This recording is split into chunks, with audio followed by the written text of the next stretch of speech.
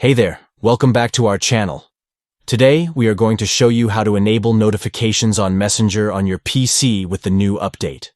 It's a quick and easy process, so let's get started. First, open your Messenger account on your PC. Once you're logged in, look for the web address at the top of the page. Next to it, you'll see an option to view site information. Click on that. A new window will pop up with a list of site settings.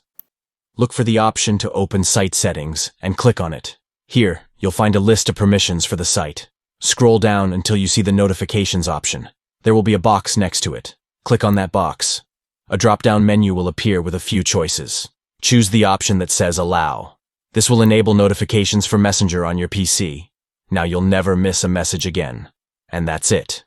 You have successfully enabled notifications for Messenger on your PC with the new update. Thanks for watching. And don't forget to like and subscribe for more helpful tips and tutorials. See you next time.